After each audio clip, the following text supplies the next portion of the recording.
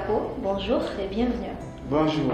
Merci de nous accorder cet entretien. Alors vous êtes traductologue, expert assermenté, expert agréé près les organismes internationaux, vice-président chargé de la traduction dans l'association des traducteurs interprètes du Bénin. Oui, Eza. Les mots traversent les mondes, ce sont les traducteurs qui conduisent, disait Anna Rusconi. Traduire un texte ne se limite pas à traduire des mots, et la traductologie n'est pas qu'une affaire de mots. Marcel Capo est une référence en la matière et aujourd'hui, sur l'espace béninois de traductologie, il va nous entretenir sur la question. Docteur Capo, pour beaucoup de personnes et même pour certains professionnels de la traduction, la traductologie demeure une discipline plus ou moins complexe. Qu'est-ce que la traductologie? La traductologie est la discipline qui étudie à la fois la théorie et la pratique de la traduction sous toutes ses formes. Le traducteur est formé pour traduire des textes se servant de tous les moyens de bord en vue d'un rendement tenable. Il est donc un spécialiste, praticien du domaine. Quant au traductologue, lui, il réfléchit sur toutes les formes d'intervention du traducteur.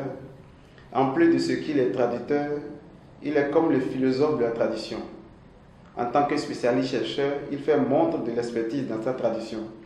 Il a le devoir de fournir des traductions de qualité, des traductions raisonnées, c'est-à-dire des traductions effectuées dans le respect des principes traditionnels et traductologiques.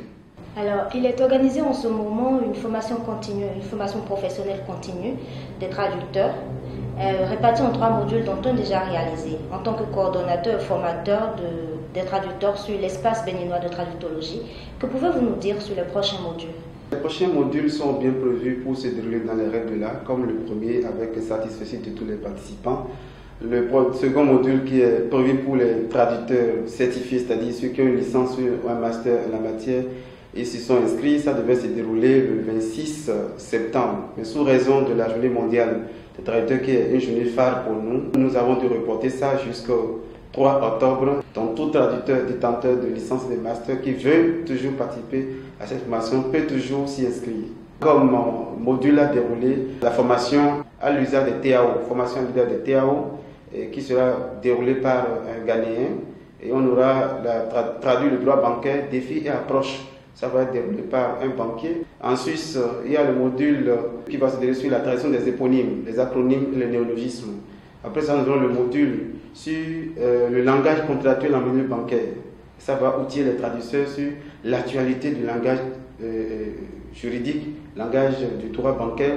Et ce module sera clôturé par la recherche terminologique en traduction spécialisée. Vous êtes traducteur et supposons qu'une agence ou une compagnie se trouve dans l'urgence de faire traduire un texte dans le cadre d'un voyage ou d'un soumissionnement à un appel d'offres ou pour des dossiers pendants devant des instances judiciaires, vous faisiez appel, vous confiez le travail. Dans quel délai le rendriez-vous? Nous rendons le travail séance tenante. Plus d'une fois, j'ai eu à faire des traductions à moins de 6 heures, à moins de 12 heures pour permettre aux qui de droit de prendre des décisions de justice.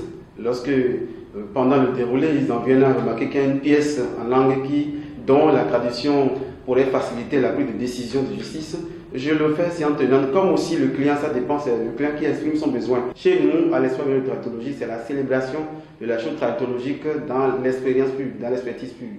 Très prochainement, il sera célébré dans le monde entier la Journée mondiale des traducteurs. Et cette année, le thème choisi est Journée mondiale des traducteurs, trouver les mots pour un monde en crise. Que vous inspire ce thème?